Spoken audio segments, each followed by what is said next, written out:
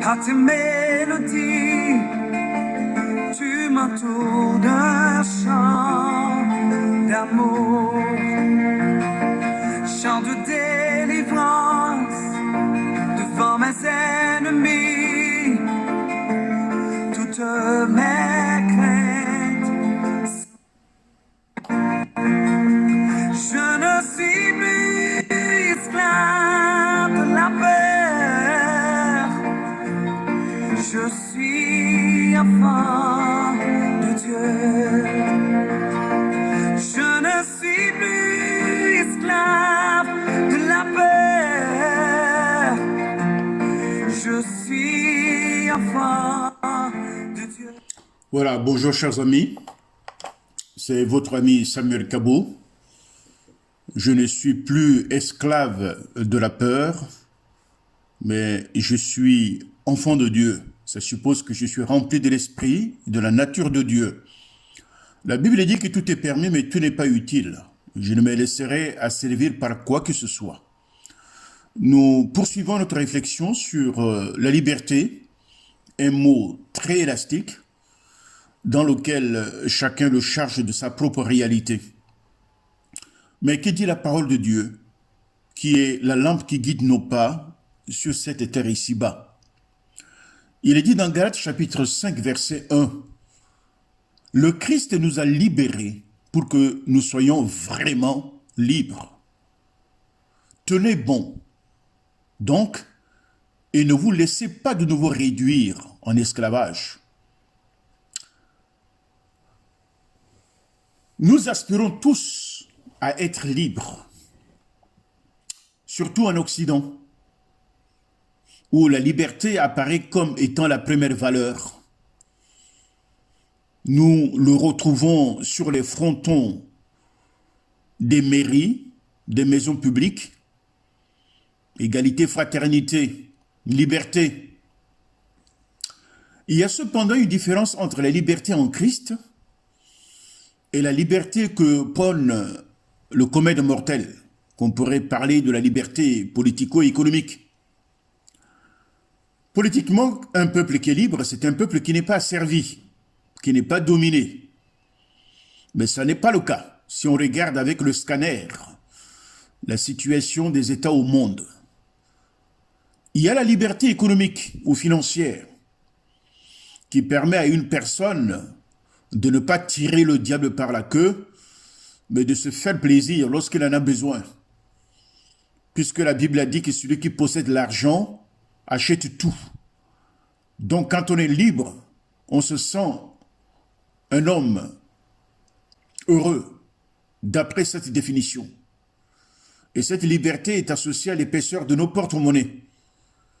Mais ce n'est pas cette définition que la Bible donne au sujet de la liberté. L'histoire nous a toujours prouvé que la pleine liberté ne peut que se trouver qu'en Christ. Parce que le mot liberté peut avoir un sens équivoque. Mais la liberté dont nous parle la parole de Dieu est une liberté évangélique, d'ordre spirituel, qui vise à retrancher, à soustraire l'homme de la tyrannie de sa vieille nature, avec tout le corollaire qui non seulement l'écarte de Dieu, mais qui le détruisent de l'intérieur. Ceux qui sont esclaves du péché ne peuvent s'affranchir eux-mêmes, parce qu'un esclave ne peut pas s'affranchir lui-même. Soit il a le courage de s'enfuir pour prendre sa liberté, soit il est racheté par un plus cher que son maître habituel, ou alors il trouve sa liberté à ce qu'il soit mort. Mais c'est les deux dernières réalités qui s'appliquent à la vie des chrétiens. Il y a un plus fort qui nous a rachetés de l'esclavage chez Jésus-Christ. Et en lui, nous sommes morts, retranchés du pouvoir du péché, du diable et de toute la tyrannie qui peut exercer sur nous. Nous entrons dans une autre forme d'esclavage, parce que l'homme n'est jamais libre. Soit il est esclave du monde et du diable, soit il est esclave de la liberté en Jésus-Christ.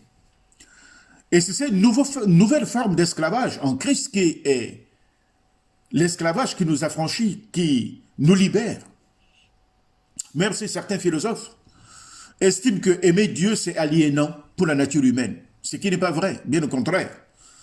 L'homme retrouve, l'être humain retrouve toute sa liberté et retrouve toute sa couleur en étant en Dieu. Pour beaucoup de nos contemporains, les religions sont des contraintes. C'est un ensemble d'interdits. Ils nous empêchent de nous affranchir.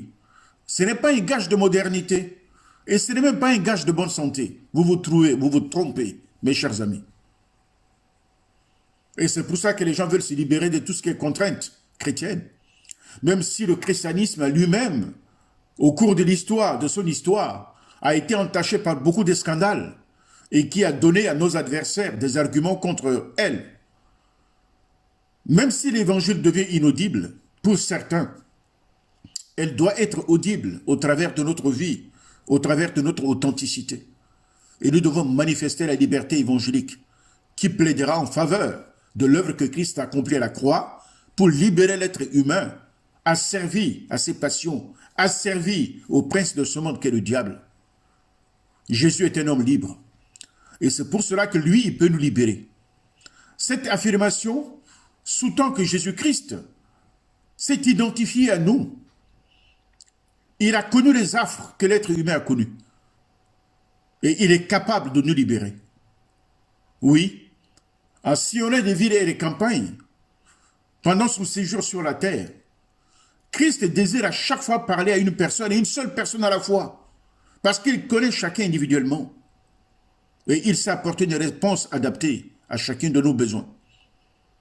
C'est pourquoi la Bible dit dans le livre des Actes, chapitre 10, verset 38, « Vous savez comment Dieu a choisi Jésus. Il a oint ce Jésus de Nazareth. Il a rempli de son esprit. Il parcourait les villages. Il faisait du bien en guérissant tout ce qui était sous l'emprise du diable, car Dieu était en lui. » Et s'il y a une liberté que nous pouvons avoir, c'est la liberté en Dieu. Dieu n'est pas limité. Dieu est infini. Il est souhaitable d'être esclave de Dieu, qui nous conduit à une grande liberté, que d'être libre de la liberté de l'être humain, qui ne peut que nous conduire vers l'asservissement. Notre désir d'exister, c'est d'être libre, et c'est d'apprendre la liberté. Apprendre, parce que ce n'est absolument pas évident pour un être individu de vivre une vie complètement libre par lui-même. Il faut que la puissance de la croix en Jésus-Christ nous libère de cette vie ancienne qui nous enferme pour nous laisser nous élever dans la présence de Dieu. Oui, Dieu est infini. Nous ne pouvons que retrouver notre pleine liberté, corps et âme et esprit, et retrouver le sens du bonheur, le sens de la vie qu'en Jésus-Christ, notre Seigneur. Soyez bénis, chers amis, que la puissance de l'Esprit nous aide à réfléchir sur le sens et liberté et que le chrétien se réajuste et de vivre pleinement la vie de l'Évangile et rend crédible l'œuvre de Christ qui est passée sur la terre des hommes pour nous libérer et nous faire des êtres affranchis. Soyez bénis, soyez remplis de la présence de Dieu. Au nom de Jésus-Christ. Amen.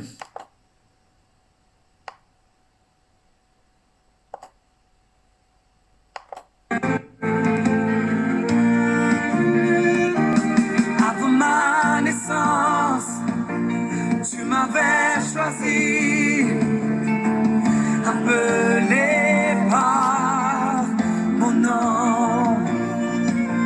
Tu m'as adopté, je suis de ta famille. Alors, bonne journée mes chers amis. C'était votre ami Samuel Kabo.